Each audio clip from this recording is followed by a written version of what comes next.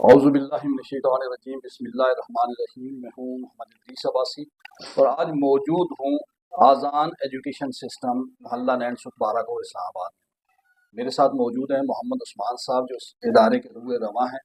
इनसे बातचीत करते हैं, इनसे गुफ्तगू करते हैं और इस गुफ्तगू में ये जानने की कोशिश करते हैं कि आज़ान एजुकेशन सिस्टम किस साल में कायम हुआ, कितना अरसा हो गया, कितनी स्ट्रेंथ है, किस लेवल का ये इदारा है और किस तरीके से एक पसमानदा इलाके के अंदर जहाँ पे पेइंग कैपेसिटी लोगों की कम है, एक मुतवसत तबके का बल्कि लोअर मिडिल क्लास इलाके का ये इदारा है, किस तरीके से सर्वाइव कर रहे हैं, कैसे मैनेज करते हैं और किस तरीके से नस्ल नौ की ज़हनी और फिक्री तालीम और तरबियत का बेड़ा इन्होंने उठाया हुआ है। अस्सलाम वालेकुम।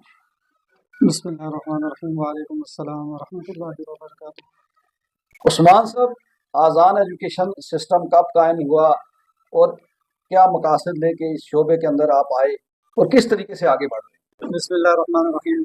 हमारा इदारा आज़ान एजुकेशन सिस्टम तकरीबन 6 साल से ये कायम है,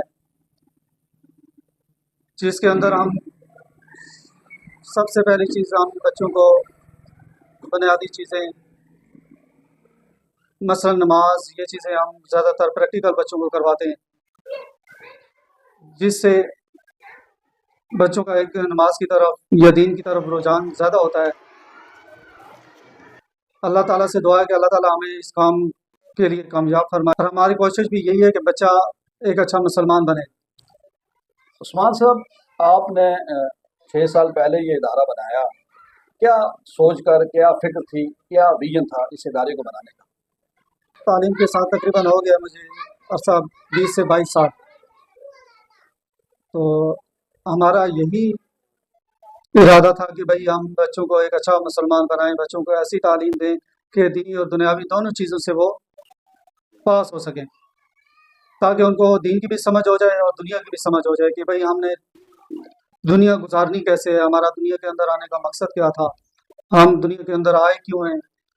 हमारा मकसद यही था कि भाई हम बच्चों को ये चीज़ें सिखाएं। तो अल्हम्दुलिल्लाह हम उनको ये चीज़ें सिखा भी रहे हैं। हमारे इधर नाज़रे की क्लासेस और बाकायदा बड़ी बच्चियों के लिए ज़रूरी मसाइल वगैरह, जहाँ हर वो चीज़ सिखाई जाती है जो रोज़मर्रा इस्तेमाल होती है ज़िंदगी गुजारने के लिए। उस्मान साहब, आपकी अपनी क्या तालीम है, कितना तजुर्बा है, कितने अरसे से इस शोबे के साथ मुंसलिक हैं? जी अल्हम्दुलिल्लाह, मैं इस्लामियात किया हुआ है और तकरीबन इस शोबे से 22 साल हो गए मुझे लगे हुए। इस शोबे के साथ मुंसलिक हुए 22 साल हो गए। आपने बड़ी खूबसूरत बात की कि हमारा जो मतमई नज़र है वो ये है कि नस्ल नौ को दीन की समझ के साथ साथ असरी तालीम भी देना। इस वक्त आपका जो इदारा है ये किस क्लास से किस क्लास तक है? हमारा प्ले ग्रुप से लेके 8 तक है। प्ले ग्रुप से 8 तक है। कौन सा सिलेबस आप पढ़ाते हैं यहाँ पे? हमारा सिलेबस सिस्टम जो चल रहा है आफाक वालों का चल रहा है। अच्छा, तो 5 और 6, 7, 8 इनमें जो है ना सारा सरकारी सिलेबस चल रहा है। ठीक हो गया। अच्छा, ये बताइए कि आपने गुज़श्ता 6 सालों में, क्योंकि मुतवसत तबके का ये इलाका है, यहाँ पे लोगों की जो फ़ीस देने की सकत है वो कम है, तो किस तरीके से सर्वाइव कर रहे हैं? एक माशाल्लाह एक अच्छी आपके पास इमारत है, इसका किराया भी होगा, टीचर्स हैं, उनके अखराजात भी हैं, तो किस तरीके से मैनेज करते हैं आप? अल्हम्दुलिल्लाह जी, मैं वालिदैन का बड़ा शुक्रगुज़ार हूँ कि जिन्होंने हमारे साथ बहुत अच्छा तावन किया है और आप भी तावन कर रहे हैं। तो उनके तावन से हम अभी तक तकरीबन ये हमें 6 साल हो गए, हम अच्छे तरीके से चल रहे हैं। सारी चीज़ें अल्हम्दुलिल्लाह बहुत अच्छे तरीके से पूरी हो रही कितनी स्ट्रेंथ है इस इदारे की इस वक्त? हैं। हमारे पास इस टाइम तकरीबन 280 बच्चे हैं इस टाइम जो 280 हाजिर हैं। जी जी। तो जो तदरीसी स्टाफ है, जो टीचिंग स्टाफ है, वो कितना है इस वक्त? हमारे पास इस टाइम 15 टीचर्स हैं और एक आया है जो हमारे पास यहाँ काम करती है। नाज़रीन, ये जो इदारा है आज़ान एजुकेशन सिस्टम, ये बाराकों के अंदर वाक़ है और बाराकों का इलाका है मोहल्ला नैन सुख। यहाँ पे ये वाक़ है। ज़्यादातर जो लोअर मिडिल क्लास जो तबका है वो आबाद है और यहाँ पे तालीमी इदारे भी कम हैं। एक सरकारी तालीमी इदारा है जो प्राइमरी लेवल का इदारा है और यहाँ पे जो प्राइवेट सेक्टर है, मैं ये समझता हूँ कि गुंजान आबादी है और यहाँ पे प्राइवेट सेक्टर का जो किरदार है वो बड़ा मुस्तहसन किरदार है। इन्होंने जिस तरीके से इस लोअर मिडिल क्लास इलाके के अंदर जहाँ पे लोगों की पेइंग कैपेसिटी कम है, ये उस्मान साहब اور جتنے بھی ساتھی جن سے میری ملاقات ہوئی تو وہ یہاں پہ نہ صرف یتیم اور مستحق بچوں کو اکوموڈیٹ کرتے ہیں، ان کو پڑھاتے ہیں، بلکہ جو بچے آلریڈی دو دو تین تین چار چار بچے ہیں ایک ایک فیملی کے، ان کو بھی یہ کمپلسیٹ کرتے ہیں اور ان کے ساتھ بھی یہ تعاون کرتے ہیں۔ عثمان صاحب، آپ اپنی جو فیکلٹی ہے، جو تدریسی سٹاف ہے، جو ٹیچرز ہیں، ان کی ہائرنگ کیسے کرتے ہیں اور ان کی جو تربیت ہے استعداد کار میں اضافے کے حوالے سے وہ کیسے کی جاتی ہے؟ سر جی، ہمارا جو سب سے پہلی اور بنیادی چیز ہے، ہم ٹیچرز کو ہائر کرتے ہوئے سب سے پہلے اس کا اخلاق دیکھتے ہیں، اس کے بولنے کا طریقہ سلیقہ، اس کے اٹھنے بیٹھنے کا، اس کا لباس، سب سے پہلے چیزیں یہ ہیں۔ اس کے بعد جو ہے نا تعلیم اس کی دیکھی جاتی ہے۔ کم سے کم ایف اے بی اے ہم لیتے ہیں چھوٹی کلاسز کے لیے، بڑی کلاسز کے لیے بی ایس سی ماسٹرز یہ ہم ہائر کرتے ہیں۔ آپ کیا سمجھتے ہیں کہ آپ نے گزشتہ 6 سالوں میں جو آپ اپنے گول تھے وہ کس حد تک آپ نے اچیو کیا اور کس حد تک آگے بڑھ رہے ہیں؟ کیا ویژن ہے اور کیا مشن ہے آپ کا؟ الحمدللہ سر، بہت اچھا جا رہا ہے ہمارا۔ تو ہمارا مقصد بس یہی ہے کہ ہمارے بچے صرف ایک اچھے انسان اور اچھے مسلمان بن سکیں، جس کے اندر ہم الحمدللہ بچوں کو ترجمہ قرآن پاک اور ساتھ ساتھ ان کو تھوڑی بہت تفسیر وغیرہ اور صحابیات کے بارے میں، صحابہ کے بارے میں اور آخری نبی حضرت محمد صلی اللہ صلی علیہ اللہ وسلم علیہ کے بارے میں وسلم، صلی اللہ علیہ ان کو آگاہ کرتے ہیں کہ بھائی ہمارے نبی وسلم، صلی اللہ علیہ جب اس دنیا کے اندر آئے تو ایک معلم بن کے آئے۔ تو وسلم، انما بعثت معلما۔ بالکل الحمدللہ بچوں نے بہت ساری چیزیں یہاں آ کے اسکول میں سیکھی ہیں۔ ہمارے بچوں کو یہاں تک یہ نہیں پتا تھا کہ صحابہ کیا چیز ہوتی ہے، صحابہ کس کو کہتے ہیں، صحابی اور صحابیہ میں فرق کیا ہے۔ یہ چیزیں الحمدللہ بچوں کو ہم نے یہاں سکھائی ہیں، اور یہی چیزیں ہمارا مشن ہے کہ بچوں کو پتہ ہونا چاہیے کہ بھائی ہم دنیا کے اندر ہمارے آنے کا مقصد کیا تھا، اور صحابہ اکرام نے اور حضور صلی اللہ علیہ وسلم نے جو دین ہمیں پہنچایا ہے کیوں پہنچایا ہے، اس دین کو ہم نے آگے لے کے کیسے چلنا اور ہے، اس دین کو یہاں پہنچانے تک کتنی محنتیں، کتنی انہوں نے مشقتیں دیکھی گئی ہیں۔ مشقتیں اور کتنی قربانیاں دی گئی ہیں۔ بلا شبہ یہ بات آپ کی درست ہے کہ ہماری زندگیوں کے اندر دین کا آنا بہت ضروری ہے۔ جب تک ہم دین کو نہیں اوڑھیں گے، ہمارا اوڑھنا بچھوڑنا دین نہیں ہوگا، اسلام نہیں ہوگا، نبی علیہ الصلوۃ والتسلیمات کی شریعت نہیں ہوگی، ہم کبھی بھی آگے نہیں بڑھ سکتے۔ آپ دینی تعلیم کو ساتھ لیتے ہوئے، اس کو غالب کرتے ہوئے کس طریقے سے جو عصری علوم ہے، عصری تعلیم ہے، جو رسمی تعلیم ہے، جو نصابی تعلیم ہے، اور اس کے ساتھ ساتھ جو جدید علوم ہے جس میں کمپیوٹر ہو گیا، سائنس ہو گئی اور دیگر جو آج کل چونکہ انٹرنیٹ کا دور ہے، تو بالکل کس طریقے سے دیگر علوم بھی ان بچوں کو پڑھاتے ہیں اور ان کو آگے بڑھانے کی کوشش کر رہے ہیں؟ الحمدللہ ہم بچوں کو کمپیوٹرز وغیرہ یہ پریکٹیکل کرواتے ہیں، اور باقی چیزوں میں بھی الحمدللہ ہمارے بچے بہت ماہر ہو چکے ہیں۔ تو ہر چیز ہم بچے کو کوشش یہی ہوتی ہے کہ اس کو پریکٹیکل کر کے دکھایا جائے، پریکٹیکل اس کو سکھایا جائے تاکہ بچہ دیکھ کے چیزوں کو زیادہ سیکھتا ہے۔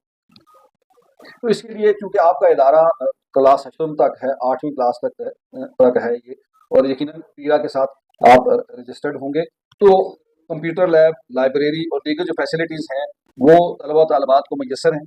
جی کمپیوٹرز میسر ہیں، لائبریری وغیرہ وہ اس ٹائم تک نہیں ہے ہمارے پاس، کیونکہ ہمارا صرف 8 تک ہے۔ اگر 9 10 ہوتا تو پھر لائبریری جو ہے نا بہت ضروری ہوتی ہے۔ وہ بھی ضروری ہوتی ہے۔ آپ کیا سمجھتے تو ہیں؟ انشاءاللہ اللہ کے حکم سے ہمارا آگے پروگرام یہی ہے کہ لائبریری بھی ہونی چاہیے، لائبریری بھی ہونی چاہیے، دیگر جو فیسلٹیز ہیں وہ بھی ہونی چاہیے، اور جو انشاءاللہ۔ بچے آپ کے ادارے کے اندر پڑھ رہے ہیں وہ یقینی طور پہ دیگر اداروں کو کمپیٹ کر سکیں۔ بڑی خوبصورت گفتگو کر رہے ہیں جی عثمان صاحب ماشاءاللہ ایک دینی شخصیت ہیں، اور ان کی فکر یہ ہے کہ سب سے پہلے ہم اپنے بچوں کی تربیت کا بیڑا اٹھائیں اور اس کے ساتھ ساتھ تعلیم کی طرف جائیں۔ عصری علوم بھی ضروری ہیں، اور جو دور حاضر ہے اس میں دنیا کا مقابلہ کرنے کے لیے یقینی طور پہ بین الاقوامی سطح پہ زندگی کے لیے ہمیں تعلیم کو جو جدید طریقے ہیں ان کے مطابق کرنا ہوگا۔ آج کل چونکہ ہر جگہ جہاں بھی میں جاتا ہوں لوگ یہ کہتے ہیں کہ ہم جی ایس ایل او بیس کام کر رہے ہیں، کنسپچل ہمارا طریقہ تدریس ہے، تو آپ اس حوالے سے کیا کہیں گے؟ الحمدللہ جی ہماری بھی ساری یہی چیزیں ہیں، صرف ہمارا اضافی یہی ہے کہ ہم ترجمہ وغیرہ تفسیر یہ چیزیں ہم اضافی کرتے ہیں، باقی ساری وہی چیزیں ہیں۔